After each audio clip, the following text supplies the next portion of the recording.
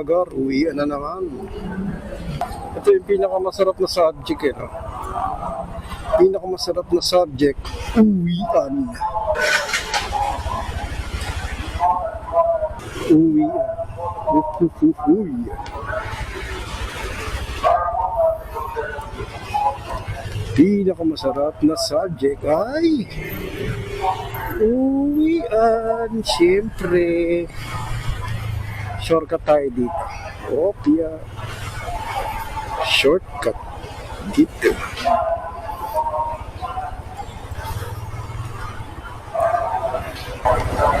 Bayad muna tayo dito sa parking bago ang lahat. Magbayad muna dito sa parking. Kailangan natin ito para mura lang ang babayaran natin.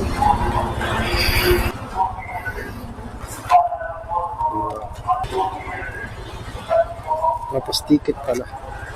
Ayan.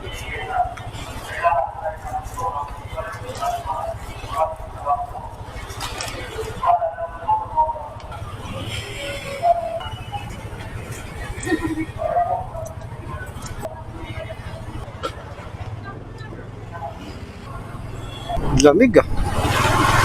Lamig ng panahon ngayon. Pag malamig ang panahon, maganda to sa mga makina talaga ng mga air-cooled, Pagka summer at tag-init, hindi mo papakinabangan yung yung kill switch. Actually, yun talaga ang pakinabang ng kill switch. Alam niyo kung paano ang pakinabang ng kill switch? Kapag ka mainit ang makina, malaking tulong yan, yung kill switch na yan. Ha? Tuturo ko sa inyo kung paano. Kasi sa akin, malaking bagay yung kill switch. Lalo na pagka traffic, mainit ang panahon, tapos nasa stoplight ka, then yung stoplight maabot ng 200 seconds, 100 seconds, naabutan ka, syempre hihinto ka ng matagal. Syempre pag hihinto ka ng matagal, konti yung hangin na dumadampi sa makina na PG1. So, iinit yung makina mo, di ba? Ang gagawin mo, matagal pa naman mag-go yung stoplight or yung traffic, patayin mo muna itong kill switch mo.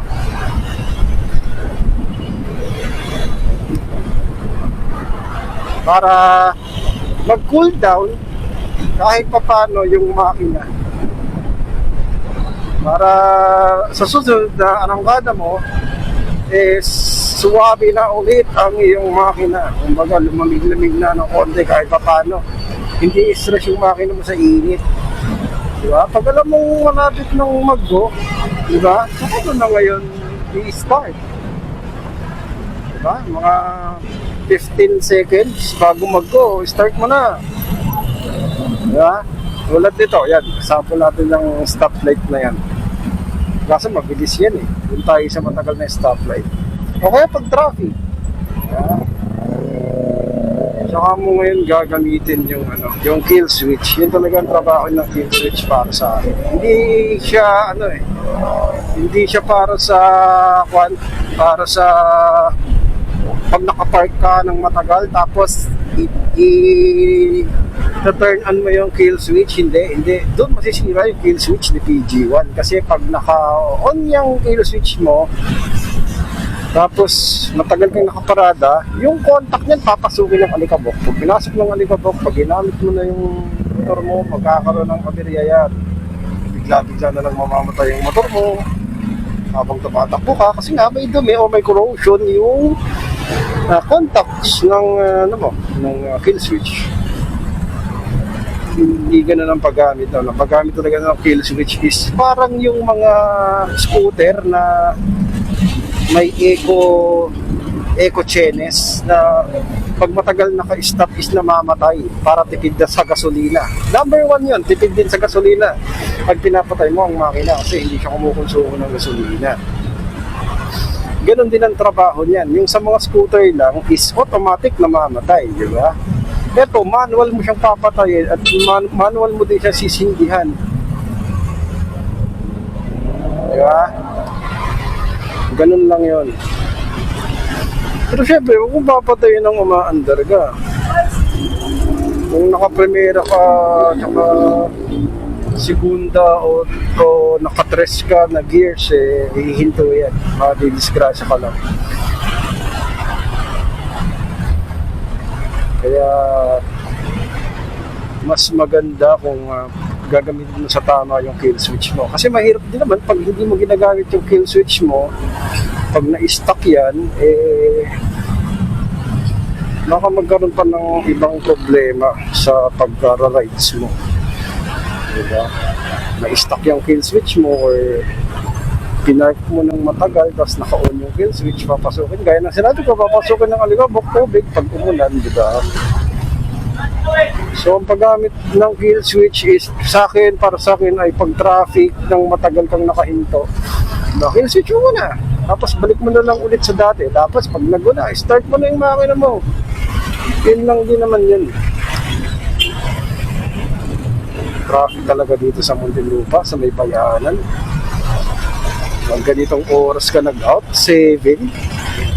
Naganggapang dito. Yan. Pagka naka-stop kasi yung motor mo, tapos, di ba, umaandar yung makina mo, mainit. So, kung gusto mong i-cool down, nangyari, galing ka sa mahabang biyahe, biglang nag-stoplight ng matagal, 200, 300 seconds pa nga minsan, eh, patay mo muna yung makina mo sa pamamagitan ng kill switch. Di ba? Para ma-relax naman ng makina. Para sa susunod na takbo mo, pag nag-go, eh, pakiramdaman mo, gaganda yung hinga ng makina mo. Yun ang pakiramdam ko dito sa PG. Kaya maganda yung kill switch talaga. So, yun lang mga gar. At, ito pa, yun nga, pagka scooter naman, yung may kill switch siya sa side stand. Minsan ginagawa ko yun sa scooter. Yung kill switch niya nasa side stand, pinapatay ko muna, sila side stand ko muna, tapos binabalik ko rin. Tapos start ko na lang pag good na. So yun lang. Para sa akin, yun lang ang trabaho ng kill switch. Babay na, uwi na ako.